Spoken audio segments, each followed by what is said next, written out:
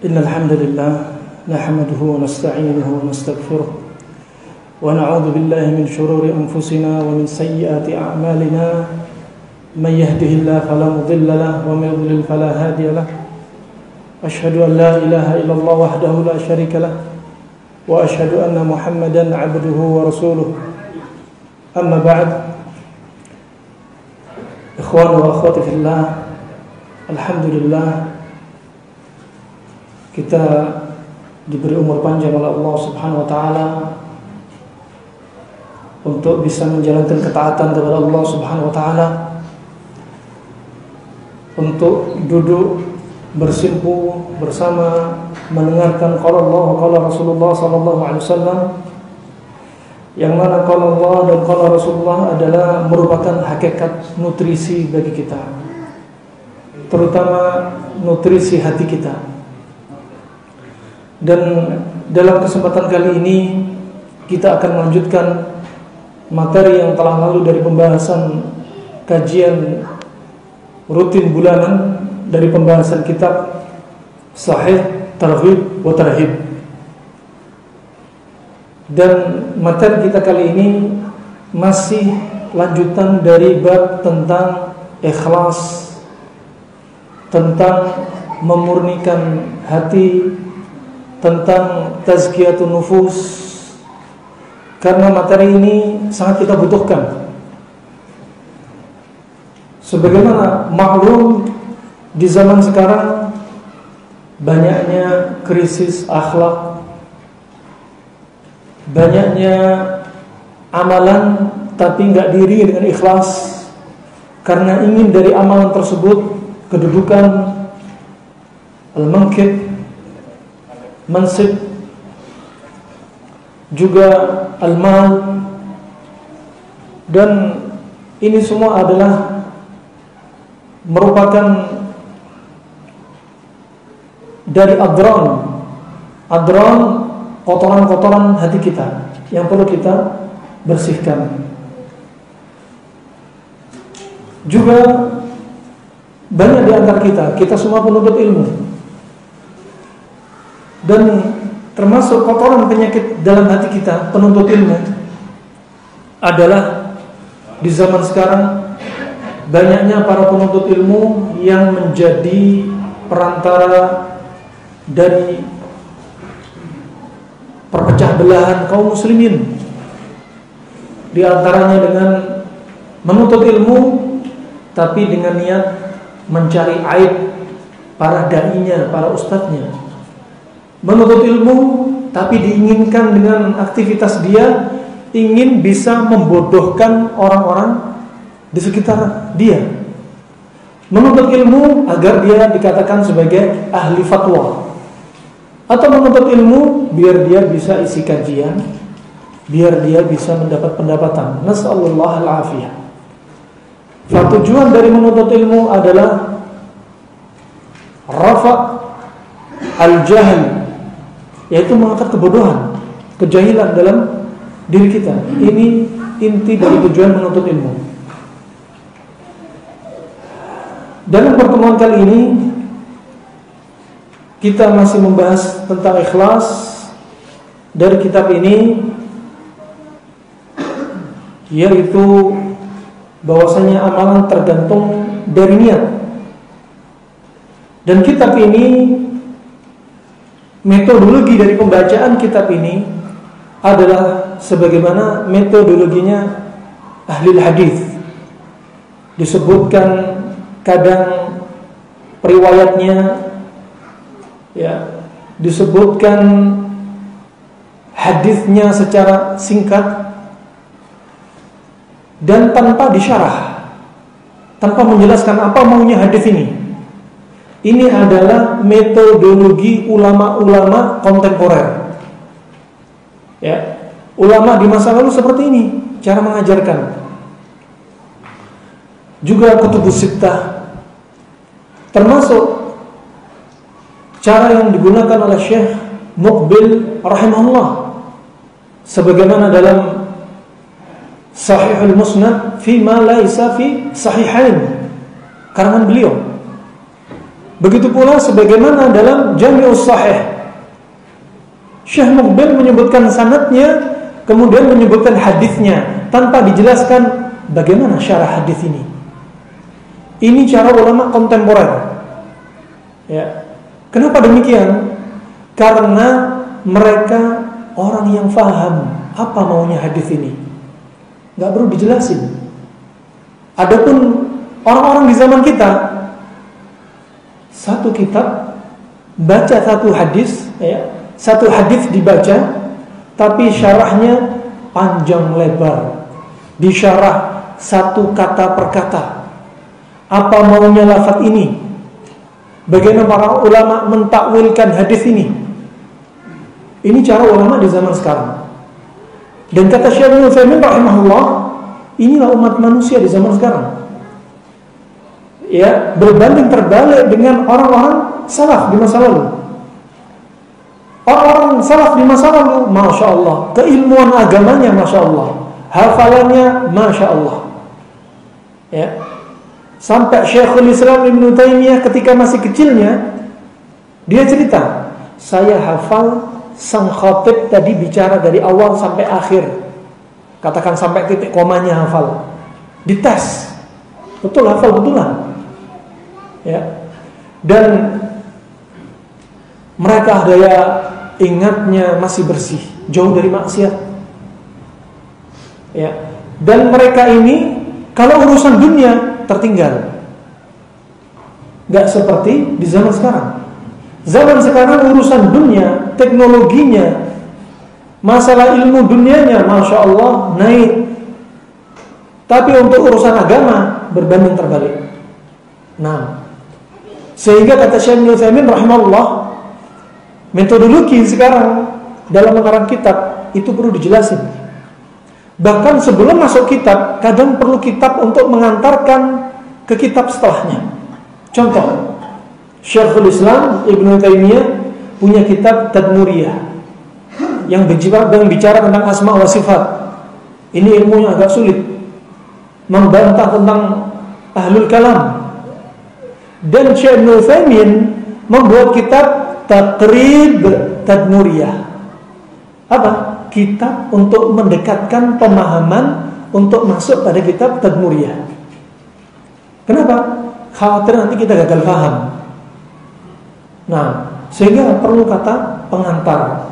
Kitab sendiri Syekh Ibnu Utsaimin karang untuk apa? Mengantarkan kepada kitab setelahnya yang lebih berat, yang dibahas oleh Syekhul Islam. Demikian rahmatullah, kitab ini demikian metodenya disebutkan, jalan hadisnya. Dan ini perjuangan mereka. Dan ini termasuk apa? Kekhususan umatnya Nabi Muhammad. Dengan adanya sanad dalam hadis, sehingga apa? Agama ini terjaga. Ya, terjaga. Enggak ada sebelumnya Nabi Isa sanad qala haddatsana fulan enggak ada. Nabi Musa, nabi yang sebelum-sebelumnya enggak ada. Ini khusus pada zamannya Nabi Muhammad. Makanya ketika Allah Subhanahu wa taala berfirman, "Inna nahnu nazzalna dzikra wa inna nahnu lahu hafizun lahu lahafizun." Dan kata Syekh Muhammad Al-Imam, ya, beliau menyebutkan az-dzikra yang dimaksudkan adalah yaitu kalam Allah wa sunnati Rasulullah sallallahu alaihi wasallam al-mutahhir, yaitu firman Allah Subhanahu wa taala dan juga hadis Nabi sallallahu alaihi wasallam. Dan Allah lah yang menjaga apa? Kalam Allah dan hadis Nabi sallallahu alaihi wasallam. Allah yang menjaga. Ya. Allah yang menjaga. Bagaimana cara menjaganya Allah? Ya. Cara menjaganya Allah dengan Al-Qur'an ini dengan siapa? Di antaranya dari para sahabat. Terus setelahnya dan setelahnya, kemudian penghafal Al-Qur'an sampai detik ini. Ya. Kemudian juga hadis Nabi sallallahu alaihi wasallam dijaga Bagaimana cara Allah menjaga hadis Nabi SAW? Yaitu dengan sanad, sehingga agama ini nyampe dengan sanad, sehingga kita tahu hadis ini lemah, kuat, terjaga. Terjaga dari apa? Hadis palsu yang gak ada sandarannya. Terjaga dari apa? Dari amalan-amalan yang dibikin-bikin yang gak ada di zamannya Nabi SAW. Sehingga betul-betul terjaga. Betul firman Allah ini, inna nahnu nazzalna dzikra wa inna lahu lahafizun. Di sini betul-betul apa? Kata Allah, inna wa inna lahu lahafizun, dan kamilah yang menjaga al-dzikra. Kami yang menurunkan, kata Allah, ya. Kami yang menurunkan, inna nahnu nazzalna dzikra, ya. Wa inna lahu lahafizun. Dan kami juga yang menjaga, yaitu Allah yang menjaga. Allah turunkan juga Allah jaga. Barakallahu fikum. Kemudian berkata al-muallif rahimahullah, wa an Mus'ab bin Sa'ad an-Nabihi radhiyallahu anhu, dari Mus'ab bin Sa'ad, ya, hadis nomor ke-6. Kalau ada PDF silakan dibuka, Sahih Targhib wa Tarhib. Wa an Mus'ab bin Sa'ad an-Nabihi. Sa'ad di sini adalah bapaknya Mus'ab, yaitu Sa'ad bin Abi Waqqas. Sa'ad bin Abi Waqqas, dia termasuk yaitu ahadul mubasysyirin bil jannah, salah seorang sahabat yang dijamin masuk surga. Dan dia ini termasuk apa? Orang yang paling mahir dalam ilmu memanah, dalam memanah. Makanya penting al-ikhwah, belajar memanah itu penting. Jangan bilang panahan itu sudah bukan zaman kita. Saatnya kita itu belajarnya airsoft gun, saatnya kita belajarnya senjata organik. Tidak juga. Nanti zamannya Dajjal bisa jadi nggak ada AK-47, nggak ada bom, nggak ada pesawat, pakai panah lagi nanti. Nah, dan sampai Nabi SAW mengingatkan dalam riwayat Imam Muslim, Nabi mengingatkan, ya, ancaman bagi mereka yang sudah belajar ilmu memanah tapi ditinggalkan dengan sengaja. Apa kata Nabi? Man 'alima ar-rami thumma tarakahu falaysa minna aw waqad 'asa. Kata Nabi SAW, barang siapa punya ilmu memanah kemudian ditinggalkan, maka dia bukan dari golongan kami atau dia telah berdosa. Nah, ini ancaman dari Nabi SAW. Dan Sa'ad bin Abi Waqqas, dia termasuk jago dalam memanah. Dan dia orang yang pertama kali melemparkan anak panahnya fi sabilillah. Sa'ad bin Abi Waqqas, ya. Dan dia ini ketika itu karena jagonya dia dalam memanah, ketika Nabi SAW membagi-bagi ghanimah, harta rampasan perang, sempat muncul dalam hatinya, ya, dia sangka peperangan ini dimenangkan oleh dia karena keterampilan dia.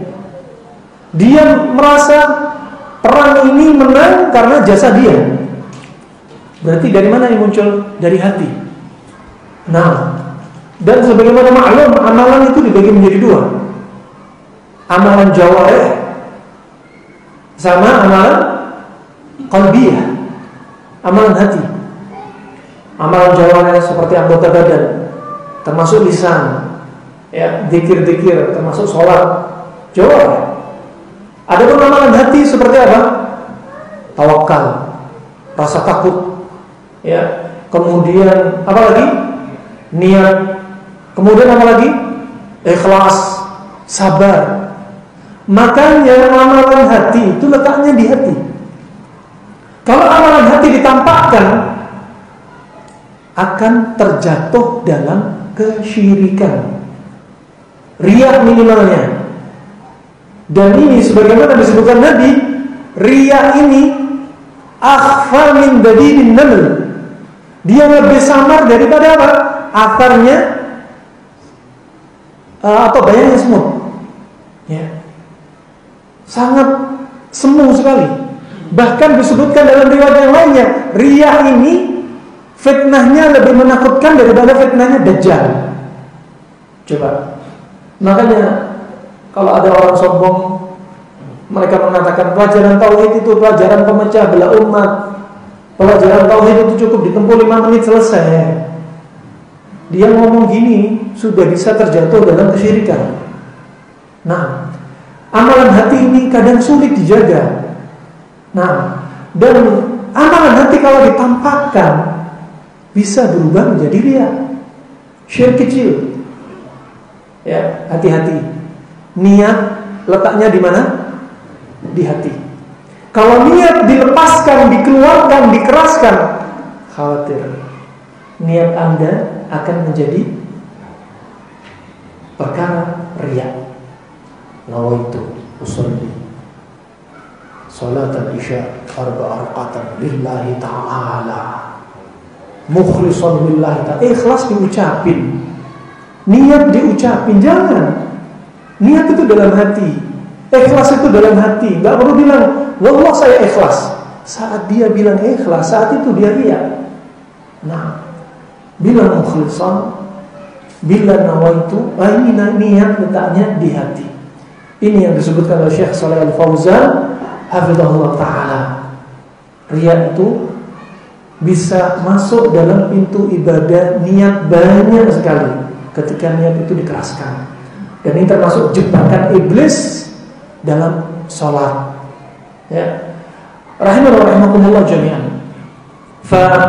Sa'ad bin Abi Waqqas, dia mengira bahwasanya kemenangan itu karena jasa dia. Ya, karena jasa dia. Saat itu Nabi SAW melihat gerak-gerik Sa'ad bin Abi Waqqas, dia tidak membiarkan, langsung menasihati. Ya, makanya itu apa? La yajuz ta'khirul bayan an waqtil hajah. Enggak boleh mengakhirkan penjelasan ketika dibutuhkan. Lah ini khawatir penjelasan penting. Kalau dibiarkan, khawatir Sa'ad bin Abi Waqqas terjatuh dalam riya. Makanya Nabi langsung menasihati Sa'ad bin Abi Waqqas. Ya. Kemudian kata Rasulullah sallallahu alaihi wasallam menyebutkan innama yansurullahu hadhihi